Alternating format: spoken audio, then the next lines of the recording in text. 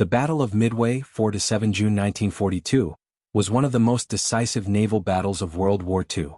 Fought between the United States Navy and the Imperial Japanese Navy, it marked a major turning point in the Pacific War. Despite Japan's early dominance after Pearl Harbor, the Japanese suffered a devastating defeat at Midway. The loss was not due to bad luck alone, but a combination of flawed planning, intelligence failure, command mistakes, and American adaptability. Overconfidence after early victories. By mid-1942, Japan had achieved a series of stunning successes, including Pearl Harbor, the conquest of Southeast Asia, and the defeat of Allied forces across the Pacific. These victories created a sense of overconfidence within Japanese leadership. Admiral Isoroku Yamamoto believed that one final decisive battle could destroy the remaining U.S. carrier fleet and force America to negotiate. This belief underestimated American industrial strength and determination, and it encouraged risky planning.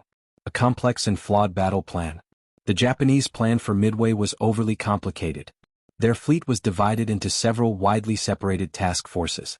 A carrier strike force under Admiral Nagumo. A main battle fleet under Yamamoto. An invasion force for Midway Island. A diversionary attack on the Aleutian Islands.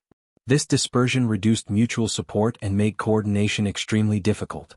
In contrast, U.S. forces were concentrated and able to react quickly. American code-breaking success. One of the most important reasons Japan lost was American intelligence.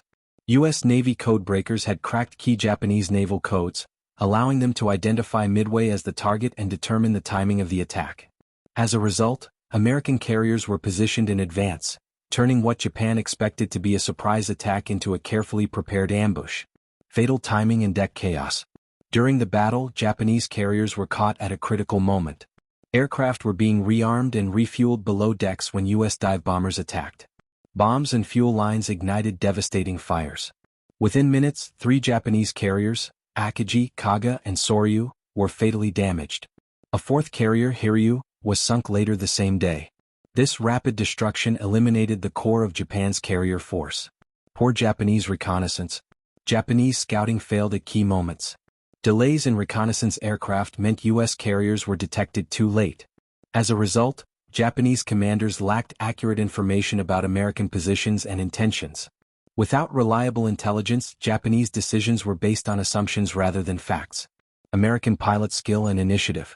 U.S. pilots showed courage, adaptability, and determination. Although many early torpedo attacks failed and suffered heavy losses, they drew Japanese fighters away from high altitude. Disrupted Japanese defenses. Created the conditions for successful dive bomber attacks. This combination of sacrifice and timing played a crucial role in the American victory. Irreplaceable Japanese losses. Japan lost not only 4 aircraft carriers, but also many highly trained pilots and deck crews. Unlike the United States, Japan lacked the industrial capacity and training system to replace these losses quickly. The United States, by contrast, expanded carrier production and pilot training rapidly after Midway. Strategic consequences. The defeat at Midway ended Japan's offensive capability in the Pacific. From this point onward, Japan was forced onto the defensive. The balance of naval power shifted to the United States. American island-hopping campaigns became possible. Midway marked the moment when Japan lost the initiative in the Pacific War. Japan lost the Battle of Midway because of overconfidence, flawed planning, intelligence failure, poor reconnaissance, and American code-breaking success. Combined with the United States' growing industrial strength and effective use of intelligence, these factors turned Midway into a decisive American victory. The battle proved that modern naval warfare depended not only on ships and planes, but on information, flexibility, and timing.